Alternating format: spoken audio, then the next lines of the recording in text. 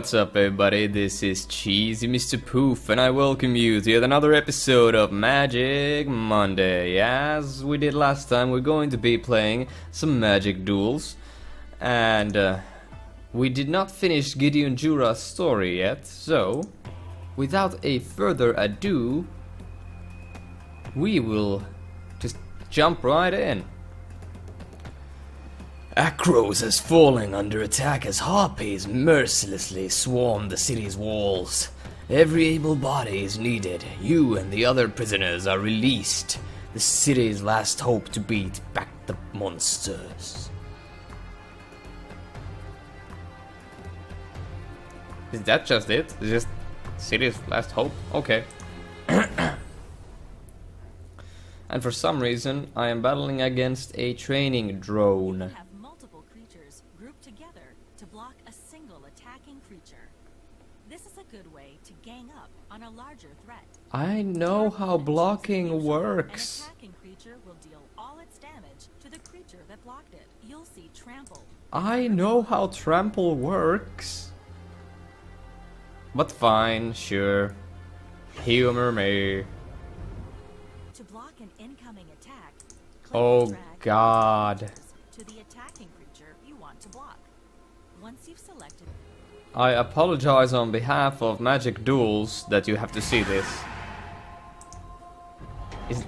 I wonder if there's like a setting where I can remove these intro bits, because I am a seasoned Magic player, if I do say so myself, and I'm pretty sure I know how blocking and trample works. Just saying. And there goes the trample damage. great job. But I get coins, I can buy boosters, so I guess it's okay. So, can I now get on with the mission? Yes. Normally, all No? attacking and blocking creatures deal combat in this skill quest. In this skill quest I will learn how First Strike works. Yay! But since we're not doing anything exciting at the moment, I would like to ask you how you're all doing today. I'm doing quite great. A timer counts down whenever it's your turn to act. If you want to cast an instant. Yeah, I know how to pause. Yeah. So, how you all doing today? I'm doing quite nicely. It's a beautiful day. I just came from work 10 hours ago. I work night shifts as a postman at the moment. It's quite a thrilling job, if I may say so. Yeah, we'll just continue.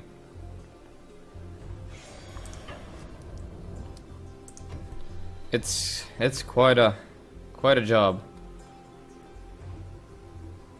And here I go. Please tell me you're not going to Well done. explain First haste. advantageous on both offense. Can I please? Yes, finally. Let's play this guy. I didn't even look at what I had. Okay, I have this guy. Yeah, this is, well, I got the curve. I just need lands. Excuse me. Woodland Cemetery. Okay. I have no problem with that.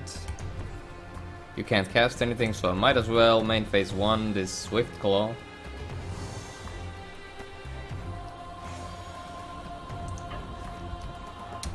Oh yeah, it's tab. Sure. Sure. Take 2 harpies.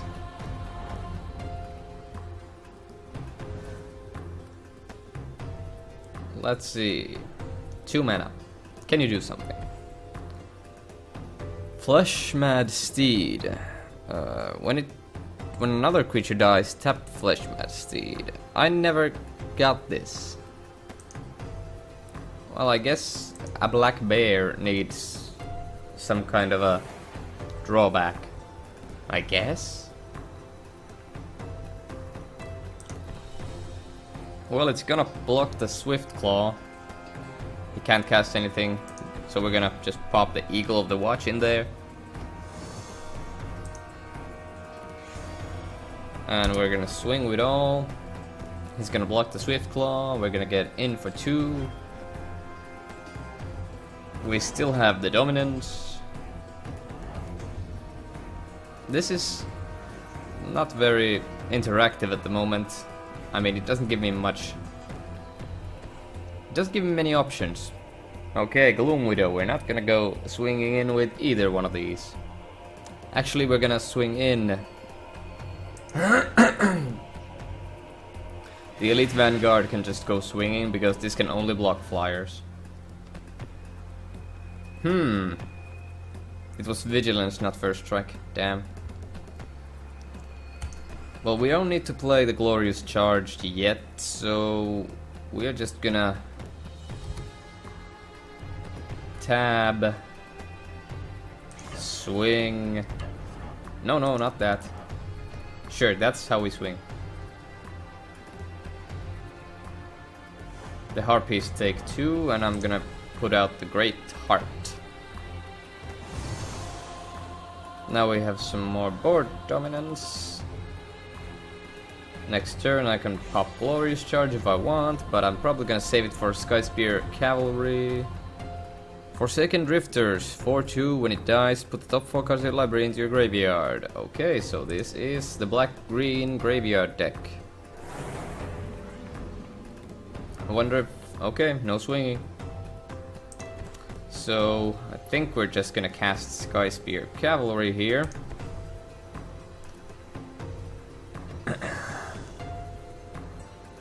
And because I am a smart man, I will only swing with the Elite Vanguard. Now if he wants to block, he has to trade a 4/2 into a 2/1, which is a terrible block. And as I suspected, there will be no blocks. And that is my turn. Next turn the Glorious Charge will be enough to wrap up the game, I believe. A Blood Toll Harpy enters the battlefield, each player loses 1 life. I don't really mind. You get another flying blocker, but hey, that's about it. And another Flesh Mad Steed. Yeah, you can block some stuff, but... yeah, I'll play this after combat. Excuse me. Just had my morning coffee, so I am feeling quite nice. Okay, so those are the attacks. I will cast Glorious Charge. So, block how you want. It's not gonna matter to me. Oh, that thing taps. Well, it doesn't matter because it's already blocked. Great Heart gets in for some damage.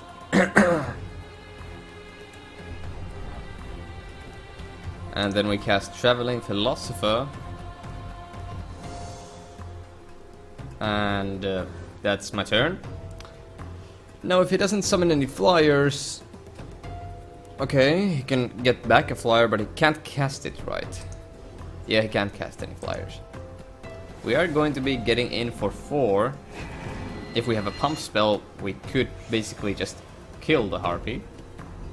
What is this? Just like what? Oh, it's just Harpies. Okay. Well, we don't have a pump spell, but we're actually, since we have the flyer, I think we can just swing all here. He's gonna have to do some blocking. So we are gonna go into the red zone with the team. There are the blocks. I got a trade, and one of my things dies, but I deal 4. I'll get a Great Heart going in there. Now, as long as the Harpies don't summon any flyers, I'm good.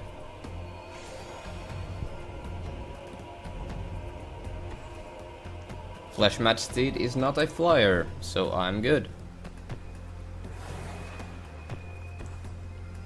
And that's a flyer, but at least I can kill it with the cavalry. So I'm in no trouble. I'm just gonna keep on swinging with the Sky Spear until I win. I don't need to hold stuff in my hand because it's a computer opponent. So I just swing with that. The blocks have to be made. Yep. That thing taps, but it doesn't matter because it still untaps. I end my turn.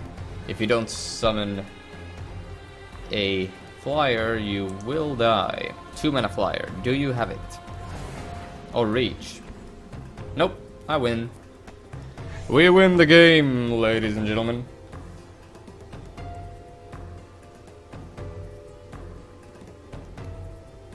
Oh, you attack? Well, I could block, but I don't really care.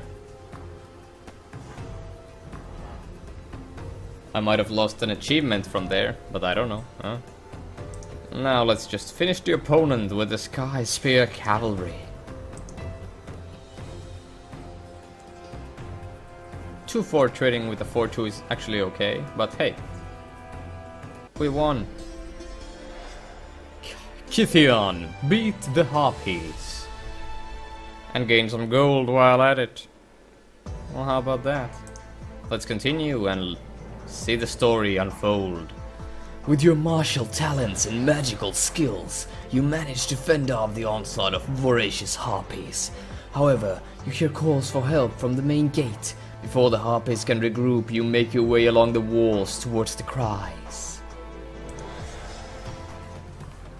Next up, it looks like we're gonna be fighting some Cyclops. Oh yeah, these art transitions are friggin' cool. A terrifying Cyclops approaches the main gate, and he's not alone. You and your irregulars are the only ones who can stop the monsters from storming the city. Fail to defeat them, and Akros will fall. Succeed, and you'll become a hero worthy of the gods. Well, they only need Eye Gouge. And it's everyone's favorite, the training drone. Yeah, enchantments are powerful cards. This way, all of my creatures are huge, and your creatures are just 2/3s.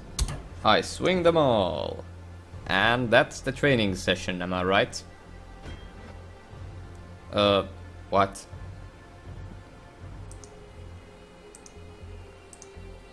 I don't think it matters. I don't know why you would do that. You can kill something, but you still die. That was weird. Great job. Enchantments are powerful because their effects last as long as they're on the battlefield. Oh, well, if I would like to get someone into Magic, I would see these as okay things. Like... Oh god. Eager Cadet. Oh, that's like a super old card, right? Well, I guess. A 7/7 and your thing can't block. Are we good here? Boom.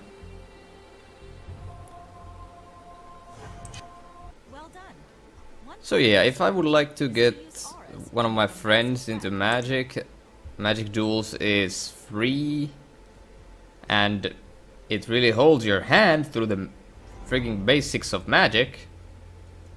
Some cards put +1/+1 Oh wow, +1/+1 counters. You don't say. Oh, Skewed Mobs.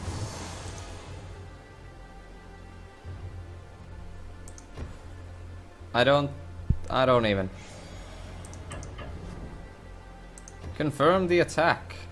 And, oh yeah, they are all tapped. Skewed mobs. Very nice. Very nice. Some decks are based on casting creatures and piling on 1/1 counters. Thanks for that. But can I start whooping Cyclopses now? Yes. And as always, I go first. And we got the Elite Vanguard again. No biggie. We're dropping the Vanguard and passing the turn.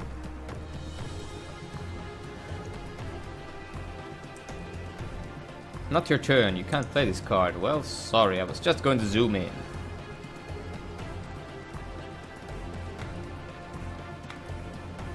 Okay. Since there is no mana, we're gonna just play Traveling Philosopher, and we're gonna swing in with the Vanguard. I actually would like to wrap up this story in this episode of Magic Monday, so we're gonna see if we can do the final story quest for Gideon, or Gideon. Oh, Bush Strider. I love that card. Although I don't understand why the Cyclopses have Bush Strider. I guess it's just one of those things.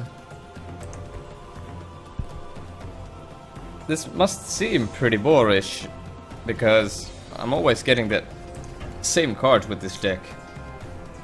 Turn 1 Elite Vanguard, turn 2 this Traveling Philosopher or the Swift Claw, turn 3 Eagle of the Watch, turn 4 Great Heart, and then a few spells that here and there.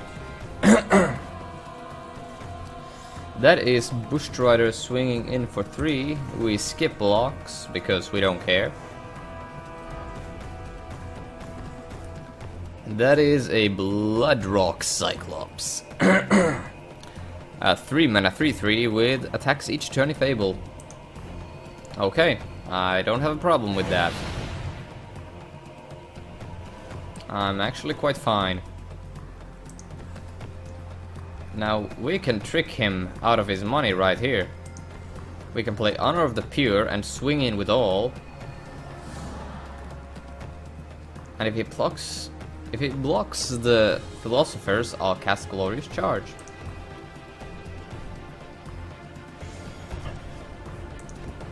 So this is why they needed to explain enchantments to me. Okay, well. You walked right into my trap.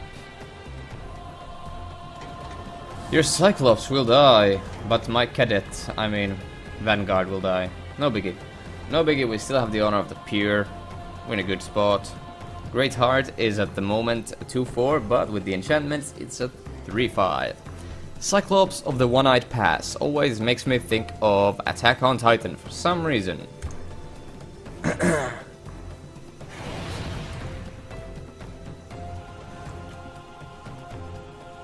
Okay, we play Great Heart, right?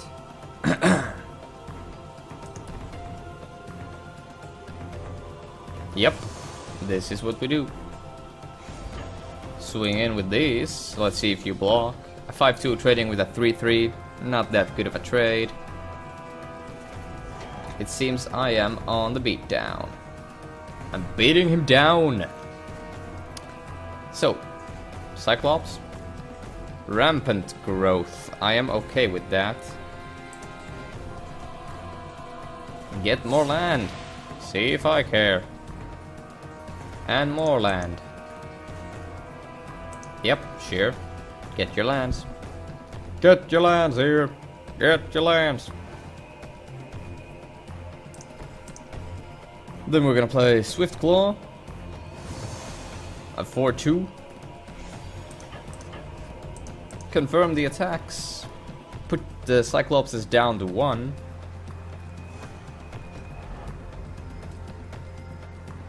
And that's my turn. I do hope the final stage of the story will be like a challenge thing where I have to do things a bit differently or something like that. I don't need to use the supply line cranes. I don't think he has anything for that mana cost to prevent his demise here.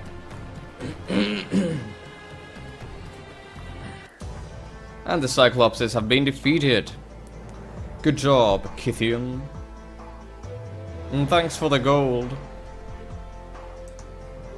Let's continue and look at the story. Holy fucking shit, it's Heliod. Your heroism at the gates of Akros did not go unnoticed. Heliod, god of the sun, seeks a champion to face an even greater foe. He offers you a sun-blessed spear and instructs you to destroy a mighty titan who serves Erebos, god of the dead. Theros block was so awesome, by the way. All the Greek mythology inspired gods and stuff like that was friggin' awesome. So, let's go. Final battle! The ground shudders and the putrid smell of rot fills your nostrils. The shadow of Erebos' titan falls across you and your irregulars. You raise your spear and it radiates the light of the sun. The titan bellows ferociously. You charge forward anyway. The titan looks smaller here than it does in its actual art. Because in the art it looks humongous. But anyway. Ooh, we got Banisher Priest. That's gonna be useful. Turn 1 Vanguard and we pass. It's a good thing we didn't get any training drone missions while we were at this. And I think I mentioned this before, but I do believe there are cutscenes after you have beaten the final opponent of each story. And I am very interested to see those cutscenes. Okay, we get in for some damage. We're gonna summon Oresco Swiftclaw. Next turn we can banish anything he summons, but I think I would rather hold the Banisher Priest for something big. Okay, any 2-drops. Brain Maggot. Ouch, that hurts. That really hurts. Let's see if he takes the Banisher Priest. He takes the Banisher Priest, which was a pretty obvious move there, but we honor of the pure, so the Brain Maggot can't trade profitably. And we swing in with the team with a 4-2 and a 3-2. Let's see if he blocks. The Titan does not block the huge amounts of damage, and we pass the turn. This might end quickly, ladies and gentlemen. Unless this is some sort of a mass removal spell. Grim Guardian is no mass removal, am I right? Although I will be losing 1 life for the Constellation. Yep, that happens. But you are tapped out, my friend. I can't cast anything either. But we are going in for the kill. Now you could double block the 4-2, force me to do some unfavorable blocks, as I guessed. Okay. Now, do I want my Banisher Priest back? I probably do, so first this, then this. Yep. He will get to keep his Constellation prize. Heh, Constellation prize, am I right? Should I banish that?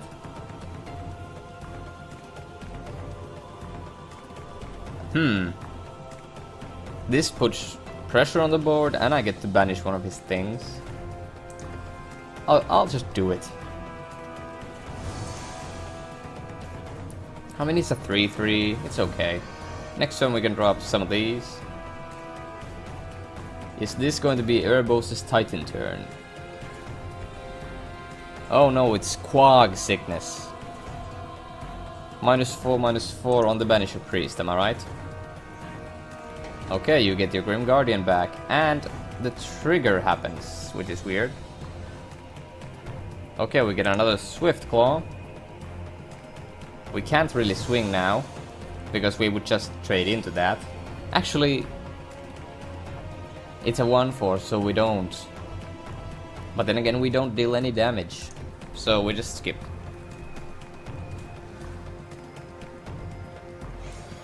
So, main phase. Another Grim Guardian.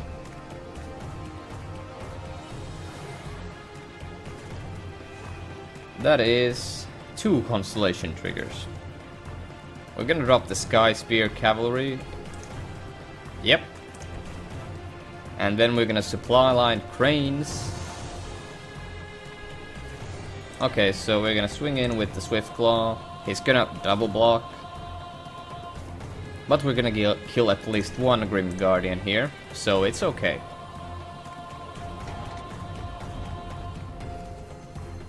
He has only 1 minion on the board. I have a 3/3 flyer.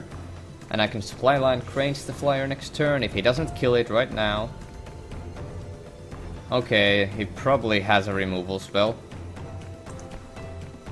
We're gonna summon the supply line cranes. We're going to attempt to swing in with this for lethal. And that's the only creature I'm swinging with. Let's see if there's a removal spell out there. And there is a Lash of the Whip, which kills my creature. That's a shame. I should have spent out the counter to attack with the Vanguard. But hey, we're still good. We have a 3/5 flyer and a 3/2. I wish the Titan would play some cards, so he doesn't keep removal spells up. Okay, that's -1/-1. Yeah, that's no big deal.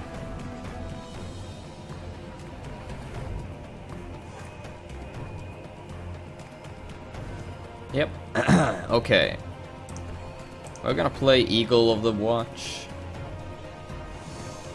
So, this mono black enchantment deck. Interesting stuff. We're not gonna swing in with the Vanguard because this Doomwake Giant would just eat that. Also, I love Doomwake Giant's art. It's pretty cool. So, that's a constellation trigger. You get Intimidate. I'm not too afraid here. You're gonna swing in for 4. I'm gonna lose 1 life. I'm gonna go down to 10 if you swing here. You swing at both. I'm gonna go down to 9. I'll just block. Cause I don't really care. I won the game already. See? I don't even need to cast the Sky Spear Cavalry. I'm going to swing in with the Eagle of the Watch and the supply line cranes for the lethal. Unless there's a one mana black spell that can save you now. And there's nah. Kytheon, or Kithian, gets the gold. And, oh yeah, we get the cutscene. I'm gonna shut up here.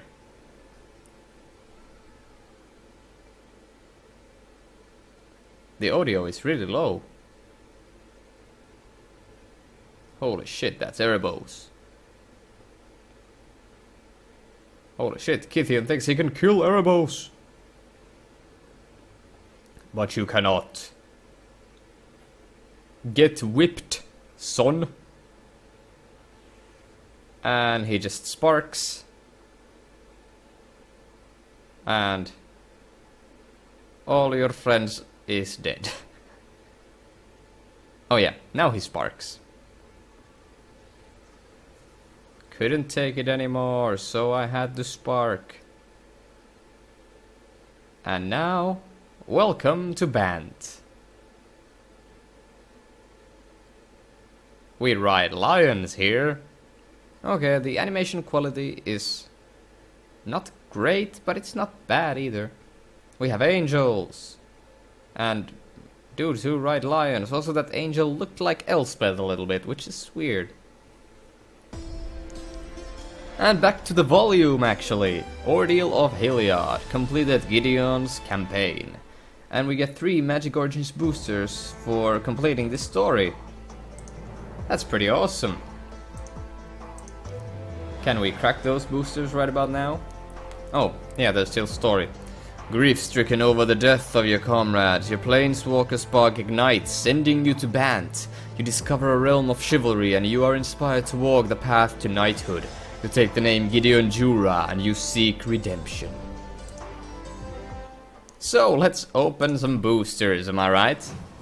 We have deserved it. Our rare is Hixus the Prison Warden. Now, how did I zoom in on the cards? Okay, it's just mouse. Okay. Cool. Flash. And this battlefield is combat damage to warden ends the battlefield. Exile creatures that dealt combat damage because he makes them go prison. What else do we have? Read the Bones is pretty legit. But yeah, let's just take another booster here. Oh, Nissa's Revelation. Scry 5 and then draw some cards. Then we got the Ring Warden Owl with the Flying Prowess, Nantuko Husk for that combo deck, Girapur for the Artifact deck. Next booster. Nothing too exciting here. And another Nissa's Revelation, but we have a Zendikar's Royal, and I like this card. I'm going to make a standard land deck, and it's gonna be much better when Battle for Zendikar hits the stores. But right now it only has like Zendikar's Royal and Molten Vortex for land stuff, but hey, it's cool. And then there's this guy who has like all the abs. And then this guy's, holy shit, he has all the abs! And he does. Let's return to store, although I wasn't in the store. Yeah, we're not gonna buy any more boosters. So, that wraps up this Monday's episode of Magic Monday. I'm your host, Cheesy Mr. Poof, and I hope you're all having a wonderful day. I hope you enjoyed this.